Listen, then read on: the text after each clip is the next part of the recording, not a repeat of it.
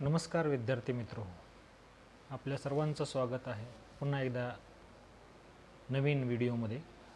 BA भाग 3 भूगोलशास्त्र semester 3 मध्ये लोकसंख्या भूगोलशास्त्र पेपर क्रमांक 9 यामध्ये आपण लोकसंख्या भूगोलशास्त्राची ओळख या प्रकरणामध्ये विविध घटकांची माहिती घेत आहोत। आतापर्यंत आपण लोकसंख्या भूगोलशास्त्रामधील स्थान, तसेच लोकसंख्या भूगोलशास्त्राची व्याख्या, तसेच लोकसंख्या भूगोलशास्त्राचे स्वरूप याबद्दल माहिती घेतलेली आहे। आज आपण लोकसंख्या भूगोलशास्त्राची व्याप्ती याबद्दल माहिती घेऊया। व्याप्ती म्हणजे एखाद्या विषयाची कोणकोणत्या विषयांमध्ये समावेश होतो किंवा या विषयामध्ये कोणकोणत्या घटकांचा अभ्यास होतो किंवा या विषयाचे अभ्यास घटक कोणकोणते आहेत, हे म्हणजे लोकसंख्या भूगोलशास्त्राची व्याप्ती होय। लोकसंख्या भूगोलशास्त्राची व्याप्ती पाहत असताना लोकसंख्या भूगोलशास्त्रामध्ये लोकसंख्येच्या विविध अंगाचा स्थल किंवा काळानुसार अभ्यास केला जातो। म्हणजेच लोकसंख्येच्या विविध अंगांमध्ये एकूण लोकसंख्या, जन्मप्रमाण, मृत्यूप्रमाण, स्थलांतर, लोकसंख्येची रचना, त्यामध्ये वयोगट प्रमाण, लिंग गुणोत्तर, साक्षरता, व्यावसायिक रचना इत्यादी घटकांचा अभ्यास केला जातो। या लोकसंख्या विषयक घटकांमध्ये क्षेत्रानुसार, प्रदेशानुसार किंवा अभिक्षेत्रानुसार होणारे बदल अभ्यासले जातात। त्याचबरोबर काळानुसार किंवा कालाच्या प्रवाहामध्ये जे बदल वरील घटकांमध्ये होतात त्याचाही अभ्यास केला जातो। या अभ्यासात त्या प्रदेशातील किंवा क्षेत्रातील नैसर्गिक किंवा सांस्कृतिक पर्यावरणावर देखील कोणते परिणाम होतात याचाही अभ्यास केला जातो। पर्यावरणातील घटक कशा पद्धतीने कारणीभूत ठरलेले आहेत याचाही अभ्यास केला जातो। लोकसंख्या भूगोलशास्त्राचा संबंध लोकसंख्या विषयक घटक, नैसर्गिक व सांस्कृतिक पर्यावरणातील घटक यांच्याशी येतो। हा अभ्यासाचा क्षेत्र लोकसंख्या भूगोलशास्त्राची व्याप्ती दर्शवतो। लोकसंख्या भूगोलशास्त्रातील अभ्यास क्षेत्राची व्याप्ती, मर्यादा नैसर्गिक व सांस्कृतिक पर्यावरणातील घटक यांच्याशी येत असल्याने अभ्यास क्षेत्राची व्याप्ती, मर्यादा न राहता व्यापक बनलेली आहे। लोकसंख्या भूगोल हे भूगोलाची तशी नवीन शाखा, त्यामुळे लोकसंख्या भूगोलशास्त्राचा व्याप्तीविषयी म्हणजेच अभ्यास क्षेत्राविषयी भूगोलतज्ञांमध्ये मतभिन्नता आढळते। या ठिकाणी जेव्हा आपण लोकसंख्या भूगोलशास्त्राची व्याप्ती याविषयी विचार करतो तेव्हा वेगवेगळ्या शास्त्रज्ञांनी लोकसंख्या भूगोलशास्त्रातील घटकांविषयी केलेले विवेचन हे महत्त्वाचे ठरते। विविध शास्त्रज्ञांनी लोकसंख्या भूगोलशास्त्रातील घटकांविषयी आपापली मते मांडलेली आहे। यावरूनच आपल्याला लोकसंख्या भूगोलशास्त्रामधील घटक तसेच या विषयाची व्याप्ती समजून येते।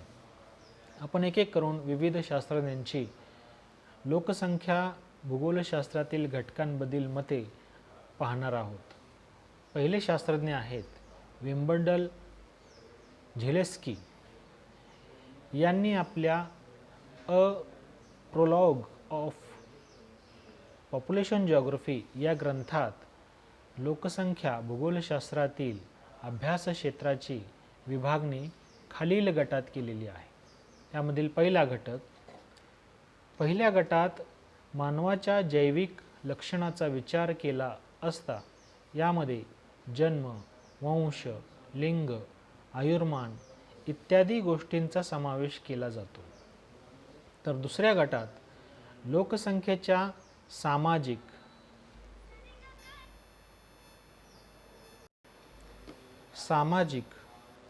आर्थिक व सांस्कृतिक वैशिष्ट्यांचा विचार केलेला असून त्यामध्ये वस्ती, विवाह, व्यवसाय, जाती, धर्म, भाषा, साक्षरता इत्यादी घटकांचा समावेश केला जातो. यानंतर दुसरे शास्त्रज्ञ J.I. क्लार्क यांनी आपल्या पॉप्युलेशन जॉग्राफी या ग्रंथात लोकसंख्या भूगोलाची व्याप्ती खालील 3 गटांमधून स्पष्ट केलेली दिसून येते. त्यामधील पहिला वास्तविक लोकसंख्या. यामध्ये क्लार्क यांचं म्हणणं आहे की प्रत्येक क्षेत्रामध्ये तेथील वसाहतीत असणाऱ्या लोकसंख्या ही तेथील वास्तविक लोकसंख्या असते. त्याची गणना करणे हे महत्त्वाचे ठरते.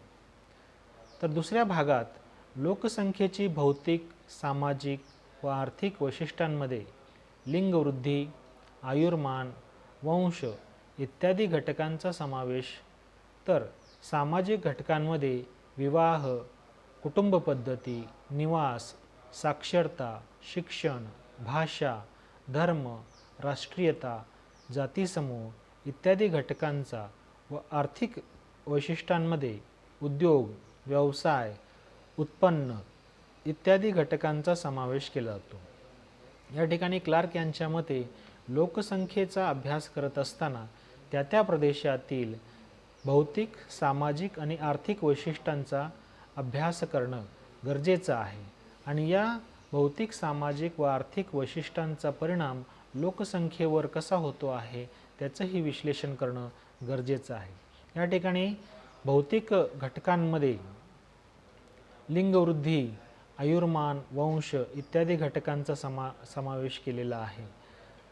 तर सामाजिक घटकांमध्ये त्या प्रदेशातील सामाजिक रचना, विवाह, तेथील कुटुंब पद्धती किंवा निवास किंवा साक्षरता दर, शिक्षण, भाषा, धर्म, राष्ट्रीयता, जाती समूह इत्यादी घटकांचा, सामाजिक घटकांचा परिणाम हे लोकसंख्येच्या रचनेवर होत असतो.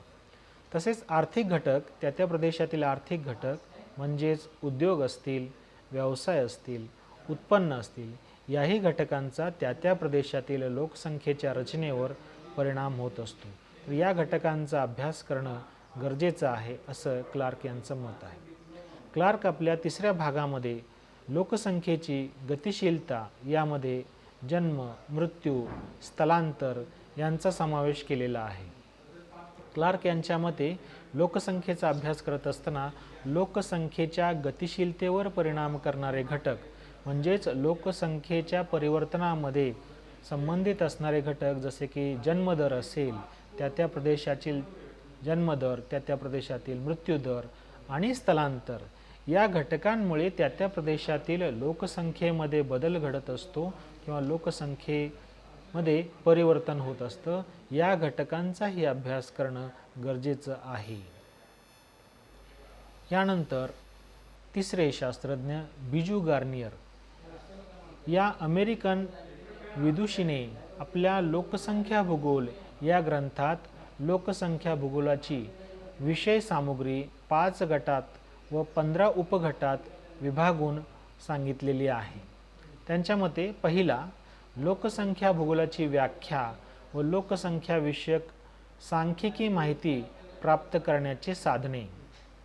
म्हणजेच लोकसंख्या भूगोलशास्त्रामध्ये अभ्यासत असताना लोकसंख्या भूगोलशास्त्राच्या विविध संकल्पना तसेच लोकसंख्या विषयक जे काही आकडेवारी घ्यावयाची आहे ते आकडेवारी घेण्यासाठी जे साधनं आवश्यक असतात त्यांचीही माहिती घेणं गरजेचं आहे. दुसऱ्या गटात मानवावर व मानवी लोकसंख्येच्या वितरणावर परिणाम करणारे घटक अभ्यासणं गरजेचं आहे. मानवी लोकसंख्येवर किंवा त्यांच्या वितरणावर परिणाम करणारे घटक मग त्याच्यामध्ये नैसर्गिक घटक असतील किंवा मानवी घटक असतील यांचाही परिणाम अभ्यासणं गरजेचं आहे. नैसर्गिक घटकांमध्ये हवामान असेल, भूरचना असेल, पाणीपुरवठा असेल, जमीन असेल, वनस्पती असेल किंवा प्राणी असेल या घटकांचा परिणाम मानवाच्या वितरणावर, लोकसंख्येच्या वितरणावर होत असतो. तसेच मानवी घटकांमधील आर्थिक क्रिया असतील, वाणिज्य क्रिया असतील किंवा ऐतिहासिक घटक असतील, यांचाही परिणाम लोकसंख्येच्या वितरणावर होत असतो. त्यांचाही समावेश या लोकसंख्या भूगोलशास्त्रामध्ये करणं गरजेचं आहे. त्यानंतर तिसऱ्या गटात जन्म, मृत्यू, लोकसंख्या वाढ आणि त्याच्या मोजमापाचा परिणाम अभ्यासणं गरजेचं आहे, असे गार्नियर म्हणतात. जन्म मृत्यू दर, लोकसंख्या वाढ यांच्या मोजमाप करण्यासाठी त्या ठिकाणी यंत्रणा आवश्यक आहे. या यंत्रणेचा समावेश लोकसंख्या भूगोलशास्त्राच्या अभ्यासामध्ये करणं गरजेचं आहे, असं गार्नियर यांचं मत आहे. त्यानंतर चौथ्या गटात राष्ट्रीय, आंतरराष्ट्रीय स्थलांतराची कारणे व परिणाम, दैनिक व मोसमी स्थलांतर यांचाही अभ्यास लोकसंख्या भूगोलशास्त्रामध्ये करणं गरजेचं आहे. हे देखील लोकसंख्येच्या गतिशीलतेमधील महत्त्वाचे घटक आहेत. राष्ट्रीय, आंतरराष्ट्रीय स्थलांतर, मग त्याच्यामध्ये विविध व्यवसायाच्या निमित्ताने असेल किंवा शिक्षणाच्या निमित्ताने असेल, यामुळे राष्ट्रीय व आंतरराष्ट्रीय स्थलांतर होत असतं. तसंच दैनिक व मोसमी स्थलांतर, काही वेळा दररोज त्या ठिकाणी एका ठिकाणाहून दुसऱ्या ठिकाणी व्यवसायाच्या निमित्ताने असेल किंवा शिक्षणाच्या निमित्ताने असेल किंवा इतर कारणाने लोकांचे स्थलांतर होत असते. तसेच मोसमी स्थलांतर देखील व्यवसायाच्या निमित्ताने किंवा इतर कारणाने होत असते. उदाहरणार्थ ऊसतोड कामगार यांचे स्थलांतर ऊसतोडी हंगामामध्ये त्यांच्या राहत्या ठिकाणाहून ऊस प्रदेशामध्ये होत असते. तर हेही अभ्यासणं गरजेचं आहे. यानंतर पाचवा घटक म्हणजे स्थलांतर, मानवी व्यवसाय, कार्यकारी लोकसंख्या, लोकसंख्येच्या व्यवसायाचे प्रकार, मानवाच्या व्यवसायावर परिणाम करणारे भौगोलिक व आर्थिक घटक यांचाही विचार करणं गरजेचं आहे. गार्नियर यांच्या मते लोकसंख्येच्या अभ्यासामध्ये स्थलांतरामध्ये मानवी व्यवसाय आणि त्याचबरोबर कार्यकारी लोकसंख्या किती आहे, त्या लोकसंख्येचं होणारं स्थलांतर, तसेच ही जी लोकसंख्या आहे ही लोकसंख्या कोणत्या प्रकारचे व्यवसाय करते त्याचे वर्गीकरण करणं गरजेचं आहे. त्याचबरोबर मानवाच्या या व्यवसायावर काही घटकांचा परिणाम होतो, त्याच्यामध्ये भौगोलिक घटक असतील किंवा आर्थिक घटक असतील, त्यांचंही विवेचन करणं गरजेचं आहे.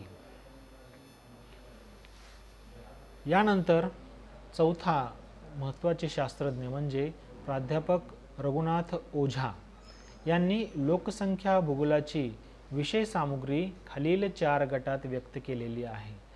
त्यांच्या मते पहिला, लोकसंख्येचे जैविक गुणधर्म, यामध्ये जन्म, मृत्यू, आयुर्मान, लिंग, वंश, स्वास्थ्य, अस्वास्थ्य, बुद्धी इत्यादी घटकांचा समावेश केलेला आहे.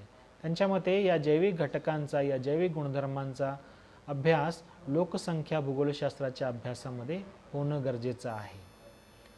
तसेच 2 नंबर, लोकसंख्येचे सामाजिक गुणधर्म, यामध्ये विवाह, धर्म, जाती, साक्षरता, भाषा, शिक्षण, राष्ट्रीयता, निवास व सामाजिक स्थलांतर याही घटकांचा अभ्यास लोकसंख्या भूगोलशास्त्रामध्ये होणे गरजेचं आहे. लोकसंख्येचे अभ्यास करत असताना, लोकसंख्या भूगोलशास्त्राचे अभ्यास करत असताना लोकसंख्येचे हे सामाजिक गुणधर्म त्याच्यामध्ये अभ्यासणं गरजेचे आहेत. यानंतर 3 नंबर, लोकसंख्येचे आर्थिक गुणधर्म, लोकांचे व्यवसाय, उत्पन्न व आर्थिक स्थलांतर याही घटकांचा समावेश लोकसंख्या भूगोलशास्त्राच्या अभ्यासामध्ये करणं गरजेचं आहे.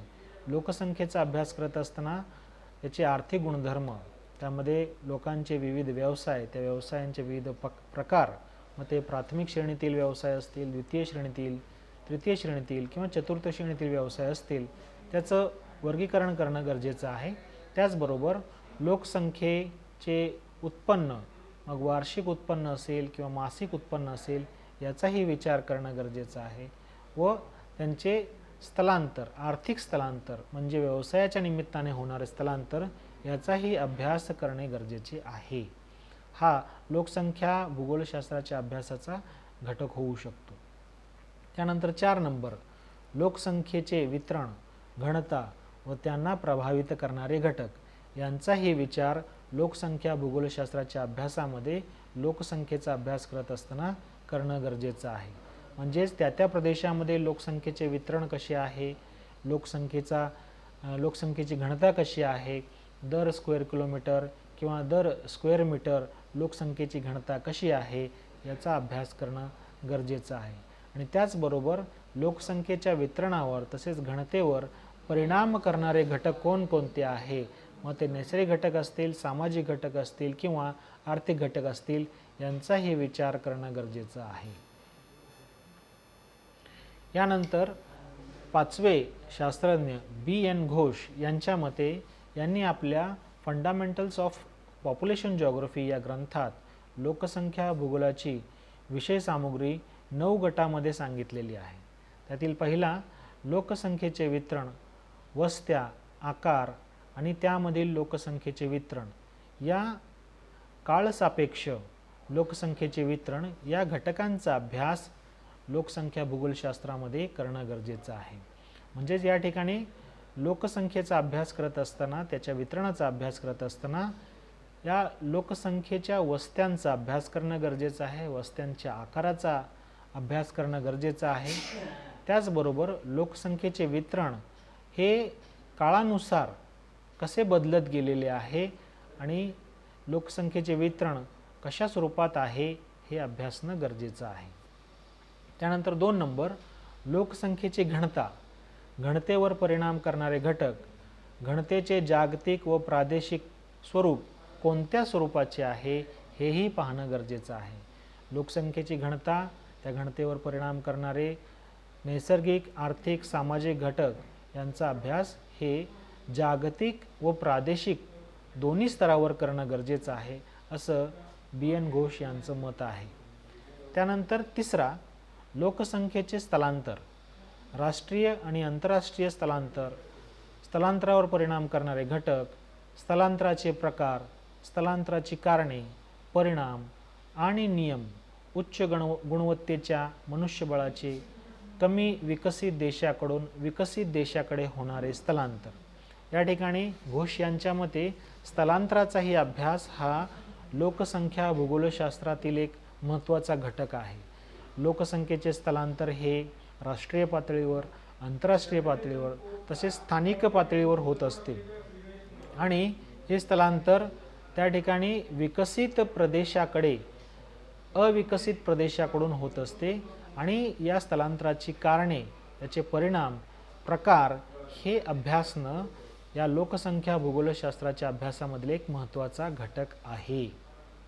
यानंतर चौथा लोकसंख्येची वाढ, लोकसंख्येच्या वाढीचे मापन, जन्मदर, मृत्यूदर, लोकसंख्येच्या वाढीचे घटक, लोकसंख्या वाढीचा कल, कारणे, सिद्धांत, लोकसंख्या वाढीचा अंदाज हे देखील लोकसंख्या भूगोलशास्त्राच्या अभ्यासामधील प्रमुख घटक आहेत.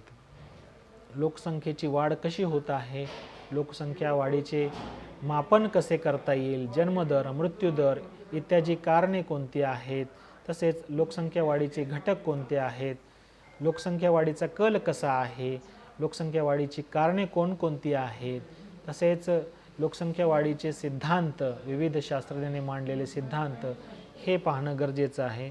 तसेच लोकसंख्या वाढीचा भविष्यातील अंदाज देखील सांगणं गरजेचं आहे.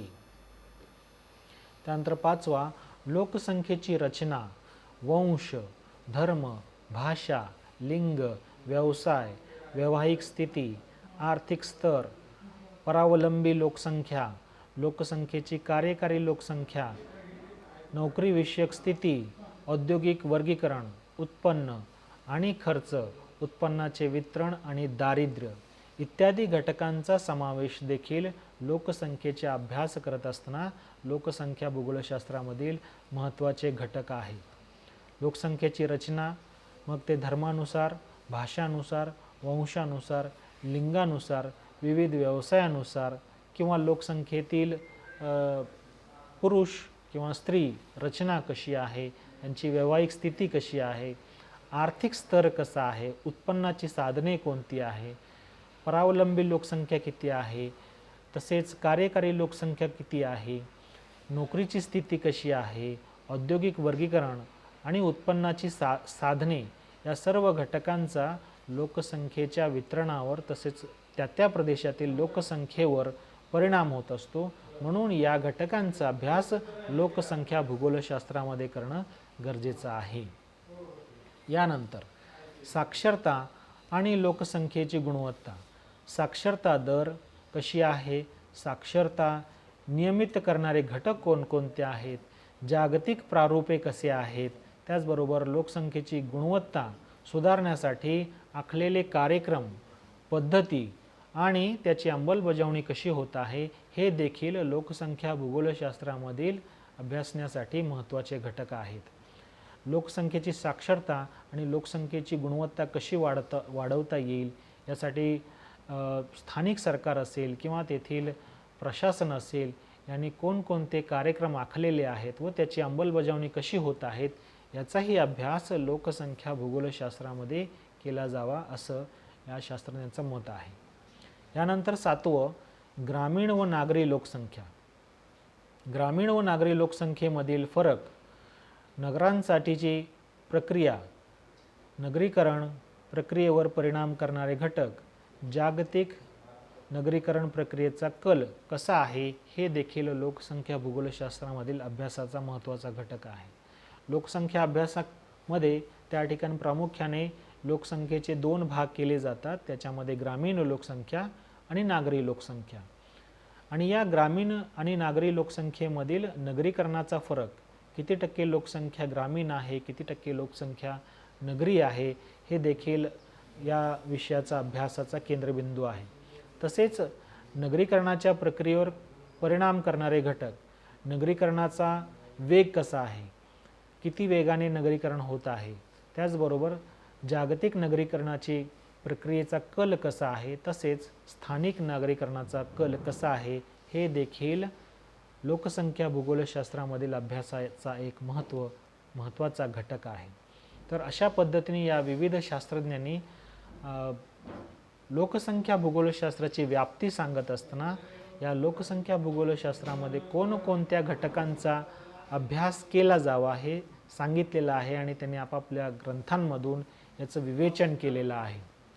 तर यावरूनच आपल्याला लोकसंख्या भूगोलशास्त्राची व्याप्ती ही किती व्यापक आहे हे लक्षात येतं आणि लोकसंख्या भूगोलशास्त्रामध्ये कोणकोणत्या घटकांचा अभ्यास केला जातो, कोणकोणते अभ्यास विषय आहे हे लक्षात येते.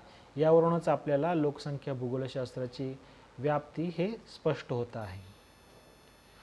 याशिवाय लोकसंख्या साधनसंपत्ती, गुणोत्तर, लोकसंख्या वाढ आणि साधनसंपत्ती विकास, लोकसंख्या वाढीचं साधन संपत्तीचा होणारा परिणाम, साधन संपत्तीवर आधारित असणारी लोकसंख्या, तसेच लोकसंख्या विषयक सिद्धांत, पर्याप्त लोकसंख्या, रिक्त लोकसंख्या व अतिरिक्त लोकसंख्या, गुणोत्तर, लोकसंख्या विषयक धोरण याचाही अभ्यास लोकसंख्या भूगोलशास्त्रामध्ये करणं गरजेचं आहे. त्यानंतर 9वं आहे जागतिक लोकसंख्येच्या भौगोलिक दृष्टिकोनातून विचार, जागतिक लोकसंख्येचा कल, वाढीचा कल कसा आहे, तसेच वाढीचा अंदाज, भविष्यातील अंदाज, जागतिक स्थलांतर, जागतिक वितरण, लिंग गुणोत्तर, सरासरी, आयुर्मान, जागतिक लोकसंख्येचे आर्थिक, सामाजिक, सांस्कृतिक, राजकीय, आरोग्य व हवामान विषयक सूचकांक कसा आहे तेही या लोकसंख्या भूगोलशास्त्राचा अभ्यासाचा एक महत्त्वाचा घटक आहे. तर अशा पद्धतीने आज आपण लोकसंख्या भूगोलशास्त्राची व्याप्ती पाहत असताना विविध शास्त्रज्ञांनी लोकसंख्या भूगोलशास्त्राच्या अभ्यासामध्ये कोणकोणते घटक समाविष्ट केले गेले पाहिजे आहे त्याविषयी माहिती दिलेली आहे. यावरूनच आपल्याला लोकसंख्या भूगोलशास्त्राचे अभ्यासाचे घटक तसेच या विषयाची व्याप्ती हे लक्षात येते. पुढील घटकामध्ये आपण लोकसंख्या भूगोलशास्त्राचे महत्त्व याविषयी नवीन व्हिडिओ पाहू. तोपर्यंत धन्यवाद.